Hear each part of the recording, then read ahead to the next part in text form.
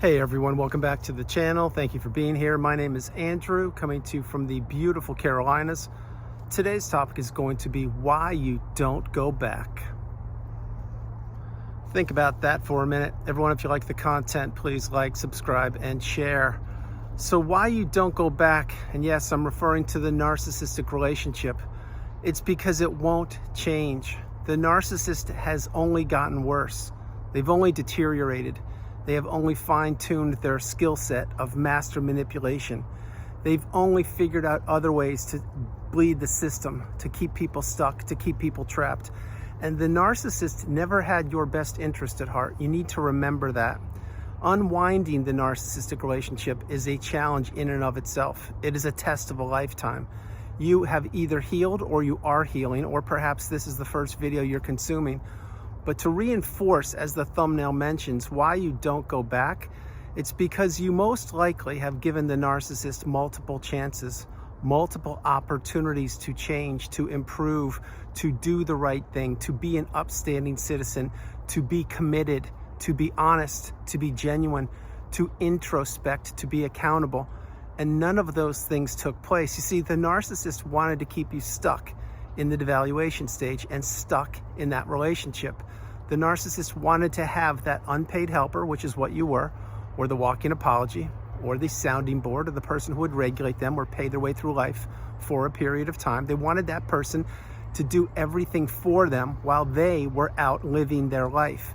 This is why the narcissist is always looking all around them to find out who the next source of supply will be, the next person who they can capture and trap in the narcissistic fog. And keep in mind this also, the narcissist doesn't just have one source of supply.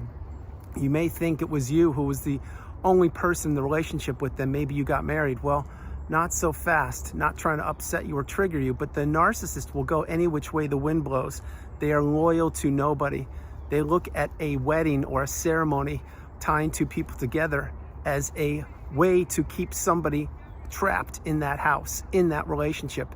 A marriage to the narcissist does not mean any of the vows that you took. What it means is it's a license to abuse. It is a cover for them to the general public.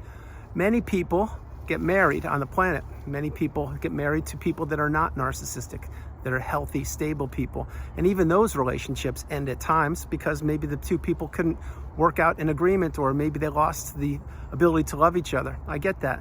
But if you flip it, when you're in a narcissistic relationship, you just married your worst nightmare. You just married your worst enemy. You just married somebody who knew they placed you in the zombie-like, trance-like state, which is the narcissistic fog. And they knew that they were going to pepper you with abuse day in and day out until that relationship broke, until either you wised up and you ended it, or they discarded you. This is what the narcissist does. They are shapeshifters. They will go any way they want to, and they will say whatever they have to, and they will blame anybody, but they will not take blame or responsibility for anything that doesn't serve them. The narcissist wants people many times to have that door open just a crack so they could kick it wide open, which is why in virtually every video I create, I suggest for the community to go no contact, to block these people, delete them, remove them and all flying monkeys and people associated with them. If not now, when? Now, if you can't do that, I understand. You still need to become small, get off the radar of the narcissist, perhaps utilize gray rock, which means become dull and boring. Don't share information, certainly don't overshare information, and keep the future of what you're doing to yourself. See, what the narcissist wants to do, if that door is still open, meaning avenues of communication are still open to them, what they want to do is they want to tell you where they are, who they're with, and what they're doing. And that is not a good thing for you, because now you're wondering where they are, who they're with, and what they're doing, and that could set you backwards. And also they want to learn about you, where you are, what you're doing, what your future is, meaning day, week, month, year, etc. Because the narcissist wants to blow up your timeline. This is why everybody, and I mean everybody, who is in a relationship with the narcissist, or one step or maybe even two steps away from that person, they are susceptible to having their lives go sideways, because nobody is immune to the toxic narcissistic relationship, which is another reason why you don't go back. Nothing will ever improve in the relationship. It hasn't to this point. It won't miraculously. Think about when you were trying to get free from the narcissist, all the hoops you had to jump through, all the things you had to do, all the time that was consumed, all of your energy that was consumed, all of your resources that were decimated, all of the waiting for a 401k to get divided, or a house to be sold, or the name of the car to get put out of your name or into your name, or when you're waiting to get assets liquidated and the narcissist owes you money, etc. Or child support, the huge one. You see, the narcissist doesn't want to make anybody's life easy other than themselves, which is why they surround themselves with enablers, with flying monkeys, with people who support them and pledge their allegiance to the narcissist. And the narcissist will throw anybody, and I mean anybody, under the bus for any reason they want to, because the narcissist is always looking to consume whatever they can from people. There are two types of supply for me in the videos I create that the narcissist thrives on. One is negative supply, one is positive supply. Positive supply is when they take somebody like you, your beautiful, bright, shining light, and your empathy and your kindness and your love and everything, and they try to destroy it. They try to extinguish it, if you will. Negative supply is when they get you to experience reactive abuse, as an example, meaning they have you throw you off kilter, and perhaps you said something that you usually wouldn't say, or you put up a boundary, or you raised your voice or something. This is what the narcissist wants. They want to poke and prod people and turn them into themselves, meaning into the narcissist. Positive supply is what the narcissist wants, and negative supply is what they cherish and they relish, because if they can take a beautiful, bright, shining light like you and turn you inside out and have you become a shell of yourself and then crumble you up like a sheet of paper and throw you away in the freeway, well, then that fuels the narcissist, and that's why they want to keep you stuck. The narcissist will never give people closure, and by closure, I mean they will never sit down, have a cup of coffee with you, sit down and say, hey, this is what I did. I apologize. I didn't mean to do this. I stole from you. I lied. I cheated. I did everything I could. I used the smear campaign against you. They're never going to say that, because what the narcissist wants to do is want to keep you trapped. They don't want you to get closure, which is another reason why you don't go back. Think about this for a moment. If you were considering calling the narcissist out, or perhaps exposing them or doing something to them, what would you be doing? You would be in the sandbox of the narcissist where they thrive.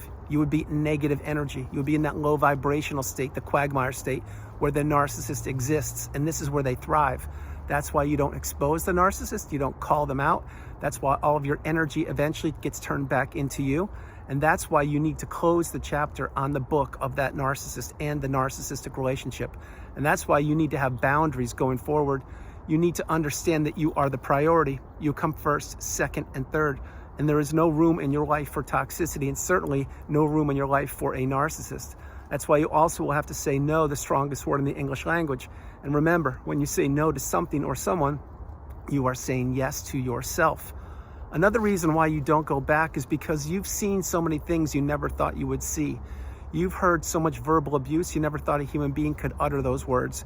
You have experienced gaslighting, stonewalling, the silent treatment, triangulation, ghosting, blame shifting, the smear campaign, etc.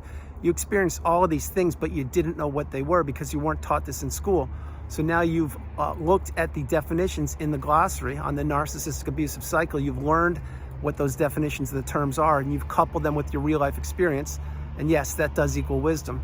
It's a wisdom that most of us have acquired on the channel and in the community, but we didn't go to school to acquire the wisdom. We were in a relationship that changed our life forever. It changed the trajectory of our life forever. That's why we all can understand what gaslighting is. And we all, when we try to explain things to people that haven't gone through the cycle, they look at us like we're from Mars because they can't wrap their head around what we're talking about, which again is why I can finish your sentence in a second. And my hope is if you can't, you will in the future be able to finish my sentences, because we've experienced something. We were in a battle we didn't know we were up against. We were in a war for our soul. We were in a war for living, for existing, for surviving. That's why when you're in these relationships and you are living in the house with the narcissist, you are never certain who the person will be from day to day, sometimes minute to minute. Will that person be Dr. Jekyll? Will they be Mr. Hyde? Will they smash plates in the kitchen? Will they slam the front door? Will they triangulate you at 11 o'clock at night when you're trying to go to bed with somebody you work with? Will they financially abuse you? Will they mini love bomb you or withhold or add intimacy to you because they want to get something from you or they don't want you to get something? The narcissist is always thinking 3 steps ahead. They were thinking 3 steps ahead the minute they met you, and they were thinking 3 steps ahead before they discarded you. They had a plan to destroy your life. And my hope is they didn't succeed, because you're here in the community and you're getting your cup full and you're understanding that you do not go back. Not now, not ever. And I'm going to share this for the community. For people who haven't blocked the narcissist yet, I get it. I understand. In time, in your time, my hope is you will do it. And if you don't believe you need to, that's fine. But if you don't block the narcissist when the appropriate time reveals itself, you need to understand that if the narcissist still will be texting you or calling you or popping up or sending packages to you, whatever they're doing, then that's going to disrupt and or disturb your energy. And that's not a good thing. So if you're getting stronger and you believe you could block the narcissist, I really suggest you do it. If you can't, you're not ready to do it yet, then don't. But realize that when that text comes through or that phone call happens and it's the narcissist because they're trying to steal your energy, you need to really take a deep breath, put that phone down, not respond, not react, do nothing, and say, one day I'm going to block this person. Maybe not today. Maybe it will be tomorrow. Maybe it'll be in a week, but one day I'm going to do it, because I want this parasite out of my life. And they keep on trying to pop up and contact me. And there's no reason to their madness other than they want to steal my energy and not have me live my best life. Because you see, that's what the narcissist does. That's why you don't go back. When you were in that relationship, you kept on giving them opportunities. You kept on giving them chances. You were making excuses for them. You were ignoring red flags. You were not trusting your instincts or your intuition, and you could not have boundaries. And the more you were in that relationship, the more abuse you endured or experienced. Verbal abuse, physical, financial, mental, emotional, spiritual, every way possible. But you didn't know what you were up against. And then something gave, something broke, something snapped. That relationship ended after many, probably dozens or hundreds or thousands of micro or mini discards throughout the body of that relationship. But when it officially ended, that's when it ended. And that's when it was supposed to end. A tough pill to swallow, but it's reality. So that, when you figured that part out, that, okay, I was in a relationship with a narcissist and I didn't even know these people existed. Well, now you're understanding that they do exist, and you're understanding that your energy is priceless. You see that sun right there? That's you. That's your beautiful, bright, shining light. That's your energy. That's why you are elevated, or you are elevating. And that's why the narcissist is way down here. They're lower than my shoe, because they need a fuel source just like that to steal from, to fuel them, to catapult them from one leg of their life to the next leg. And that is what you did for them for a period of time.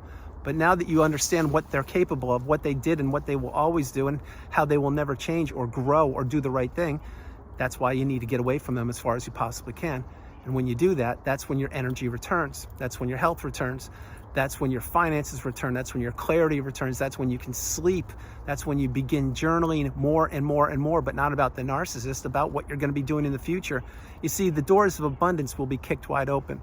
The doors of opportunity and the doors of possibility will be flushed wide open once you remove the narcissist from your life and you begin to heal. And one day you will wake up and you won't be thinking about that toxic person. They will become a tiny, tiny little speck in your rearview mirror, and they won't matter. You will remember what took place back then, because you can't forget the lifelong learning lessons from the past, but you won't be living it any longer because you processed everything. You won't be predicting the future, because now you realize no one's guaranteed to be here tomorrow. You will be living in the present moment. And living in the present moment is where the abundance happens. It's where you can do whatever you want to do. And yes, I'll say it again. You can take a class, teach a class, read a book, write a book. You can travel the world. You can fall in love again. You can create a business. You can do whatever you want to do on your timeline. You're no longer the unpaid helper in the walking apology, and you're no longer being abused, manipulated, and taken advantage of. You're no longer surrounding yourselves with people that want to destroy your life, or they do not want you to improve your life. That's why you need to get the message. That's why you can't go back. Once you acquire the wisdom and you understand what narcissism is and you heal, you cannot go backwards. It's one of the laws of the universe. It will never help you. It's never helped anybody in the history of humanity. That's why you really need to get the message. Begin focusing on yourself. Begin working on what serves you. Drown out the narcissist. Don't give them your energy. Don't let them know anything about you. Heal. Slow your life down. Stay in the cocoon of boundaries as long as you need to. And understand that you can't go back, because the onus will now be on you. This is your responsibility. Before you knew what narcissism was, it wasn't your responsibility, because you were manipulated and you didn't even know these people existed. Now that you know they exist and what they're capable of, the onus is on you. You need to be strong enough to go no contact, to block these people, and to what? That's right, never, and I mean never, go back. So everyone, that's the video. I hope you liked it. I loved doing it from the beautiful Carolinas. This is Andrew. Namaste. Have a great afternoon, evening, or morning, no matter where you are on the planet. You are not alone. Remember that. I love you all. God bless you. You are not alone. And I'm going to share this again. I said it earlier in the video. Many people don't want to block the narcissist for one reason or another. I understand that. And if you're strong enough to not do that, well, just remember you're playing with fire, and eventually the narcissist could rear their ugly head and do more damage. Just remember that. The other part I want to share is many people do block the narcissist because they want nothing to do with the narcissist. And those people's lives have improved exponentially. Did it happen overnight? No, it didn't. Did it happen over time? Yes, it did. But there are so many people who have arrived at the mountaintop of indifference, the pinnacle of indifference, that do not have the narcissist, whether it was their adult child, their former romantic relationship, their neighbor, their mom, their sibling, whoever it is. Those people are not in their lives any longer. They're gone. They're doing whatever they're doing, and they're zapping someone else's energy. So no matter where you are in the journey, if this is the first video you're consuming, or if it's the 5,000th video you're consuming, or whether you just understand what narcissism is, or you've healed as well as you could heal, realize that there is no room in your life for toxicity any longer. You need to really insulate and protect yourself, and begin doing it today. If not now, when? I love you all. God bless you, and I'll talk to you tomorrow. Another big virtual hug for everybody. I love you all. Bye, everybody. Bye.